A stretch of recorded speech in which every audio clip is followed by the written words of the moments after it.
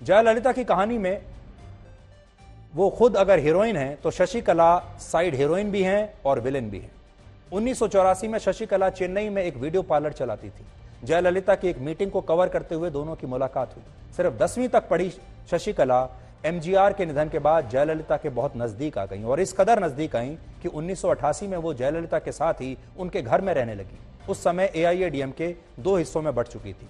धीरे धीरे शशिकला जयललिता के जीवन और राजनीति को हद से ज्यादा प्रभावित करने लगी। जयललिता जब मुख्यमंत्री बनी तो हर काम के लिए शशिकला से ही सलाह लेती थी और इसी समय से जयललिता को लोग अम्मा और शशिकला को चिन्नम्मा कहने लगे, यानी अम्मा और छोटी मां। शशिकला जयललिता के साथ साय की तरह रहती थी और उनके परिवार का पार्टी में दबदबा बढ़ने लगा। शशिकला पर जयललिता का विश्वास इतना बढ़ गया था कि उन्होंने उनके रिश्तेदार वीएन सुधाकरन को अपना दत्तक पुत्र बना लिया। जयललिता ने बेहद धूमधाम से सुधाकरन की शादी करवाई, एक मां की तरह। यह दुनिया की सबसे खर्चीली शादियों में से एक थी। शशिकला की वजह से कई सीनियर मंत्रियों और पार्टी के सदस्यों ने जयललिता से दूरी बना ली थी, लेकिन जयललिता शशिकला के मुंह में ऐसी पड़ी कि किसी की नहीं सुनती थी। 1996 में जयललिता चुनाव हार गई।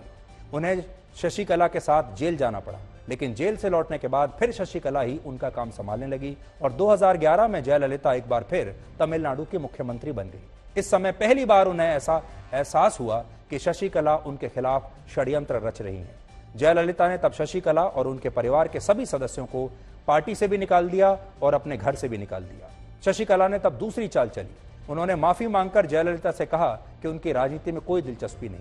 शशिकला की तरफ से एक प्रेस रिलीज जारी की गई जिसमें लिखा था उन्हें पार्टी में बने रहने या सांसद या विधायक बनने में कोई दिलचस्पी नहीं है, वो सिर्फ जयललिता की सच्ची बहन बनी रहना चाहती हैं। और जयललिता अपने जीवन में बिल्कुल अकेली थी, उनका सुख दुख बांटने वाला कोई सच्चा साथी नहीं था और इसीलिए एक बार फिर उन्होंने शशिकला पर भरोसा कर लिया, उन्हें पार्टी में एंट्री दी, अपने घर में फिर से एंट्री दे दी।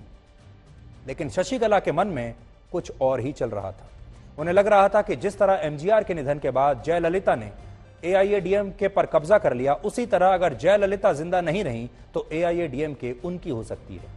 शशिकला के बारे में कहा जाता है कि वो जयललिता को हमेशा बीमार बनाए रखने की कोशिश में रहती थी ताकि पार्टी के सारे फैसले वो खुद ले सके। और कहा जाता है कि जयललिता को मीठा बहुत पसंद था, ऐसा हमें सूत्रों ने बताया, लेकिन उन्हें भयंकर डायबिटीज भी थी। डॉक्टरों के मुताबिक मीठा उनके लिए जहर था। शशिकला ये बात अच्छी तरह से जानती थी, लेकिन वो घर में ऐसी जगहों पर जानबूझकर मिठाई रखा करती थी ताकि जयललिता की नजर उस पर पड़े और वो हर सुबह शाम मीठा खाती रहे। इतिहास गवाह है कि पावर से ज्यादा करप्ट कुछ नहीं होता। कहा जाता है एब्सोल्यूट पावर करप्ट्स एब्सोल्यूटली, और शशिकला भी जयललिता की सहेली बनते बनते सत्ता के लिए अंधी हो चुकी थी। इसका अंदाजा इस बात से लगाया जा सकता है कि जयललिता के निधन के बाद पहले पनीर सेल्वम मुख्यमंत्री बने और जब उन्होंने इस्तीफा दिया तो शशिकला ने राज्यपाल से मिलकर दावा किया कि पार्टी में बहुमत उनके साथ है और उन्हें सरकार बनाने के लिए बुलाया जाए। लेकिन इस बीच कोर्ट ने आय से अधिक संपत्ति के मामले में उनके खिलाफ फैसला सुना दिया और उन्हें जेल भेज दिया। इस तरह उनका मुख्यमंत्री बनने का सपना टूट गया।